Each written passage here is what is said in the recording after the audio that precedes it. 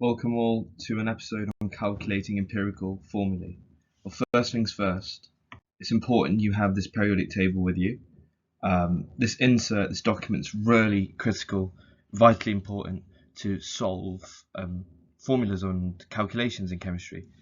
And I want you to pay particular attention to the key here as well. It says a relative atomic mass, atomic symbol, and then atomic number underneath with the name in between. So let's say I'm looking at the atomic mass of lithium. I'm looking at number 7 here, like Cristiano Ronaldo, not number 3.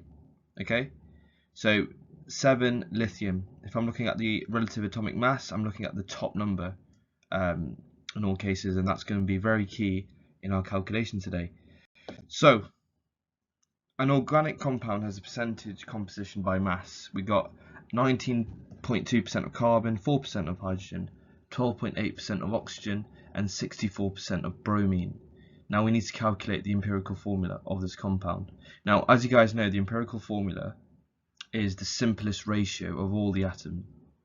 And take this for instance, glucose over here.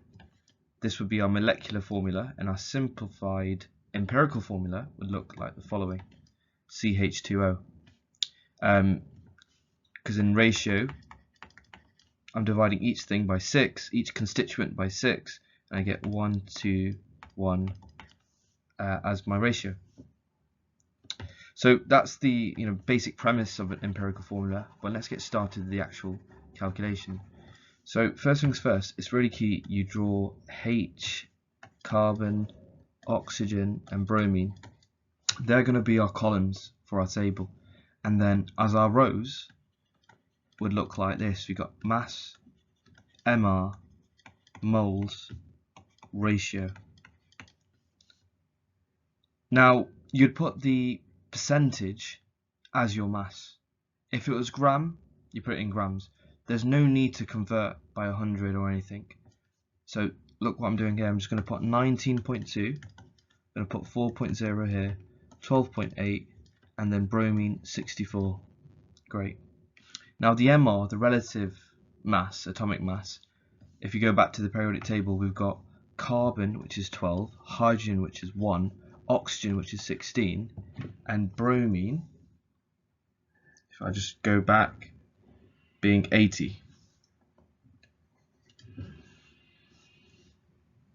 So yeah, we put our numbers in, and essentially we now must calculate the moles.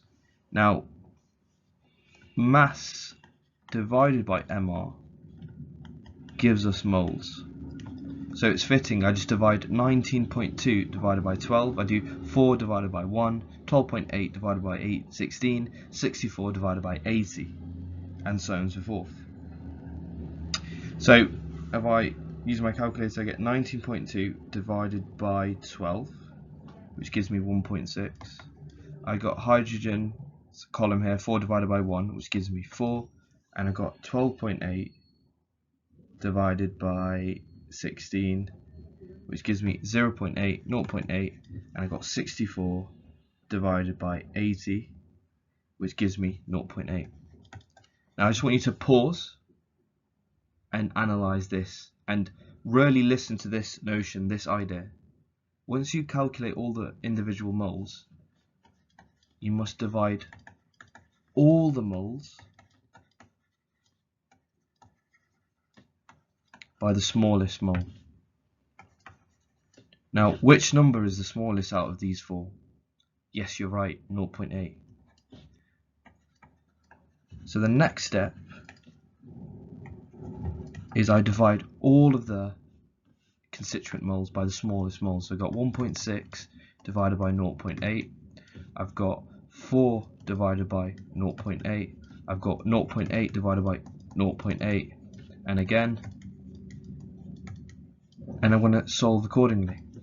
So I've got 2, 5, 1, and 1, which leads me to this final empirical formula: C2, H5, O, and Br.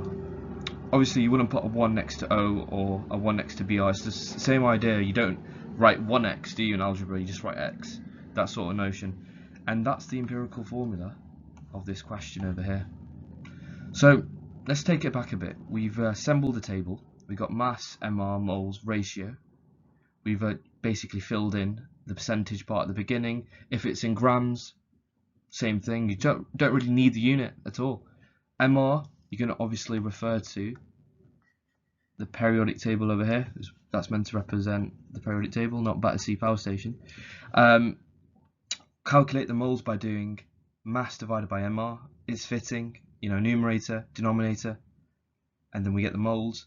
And this is the most important step in your algorithm, the important step in the equation, and that is divide all the moles by the smallest mole. And we identified 0.8 was clearly the smallest mole. Fantastic. And then have a go at this.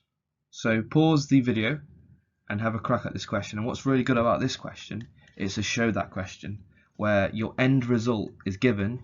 You just need to show us how you got there. So draw the table, refer to the periodic table, and in the next 5 seconds I'm going to go through it.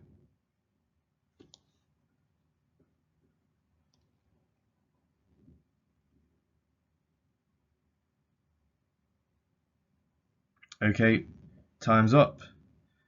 First things first, we draw the table, CH and then CL, mass over here, MR over here, moles over here, and then ratio. Carbon is 37.8, hydrogen 6.3, and chlorine, which is 55.9. Amazing. Now MR of carbon is 12, hydrogen is 1, chlorine is 35.5, and I'm going to calculate the moles. Now how do I calculate the moles? Yes, you're correct, viewer. Mass divided by MR. So I'm just going to divide 37.8. Let's get the calculator.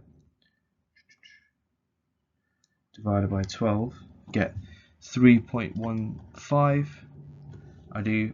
That's easy, isn't it? 6.3 divided by 1, don't need a calculator for that. 6.3, and then finally 55.9 divided by 35.5, and I get 1.57 ... yeah, it's irrational. It goes on. Now, if you remember from the previous slide, I got to identify the smallest mole, and clearly 3.15, 6.3, this is the smallest mole. So I'm now going to divide each individual mole by the smallest.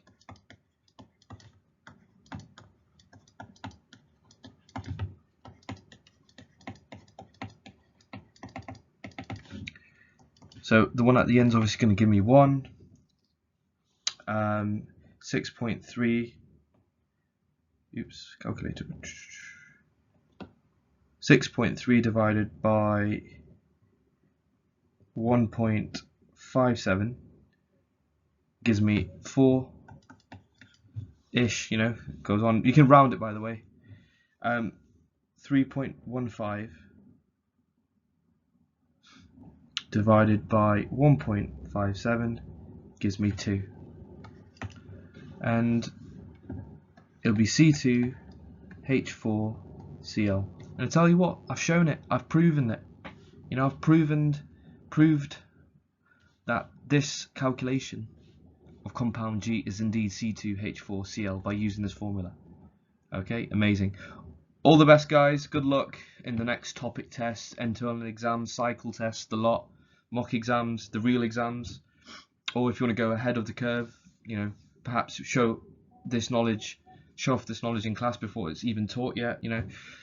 Best of luck, and do appreciate a like, comment and subscribe. And yeah, until next time.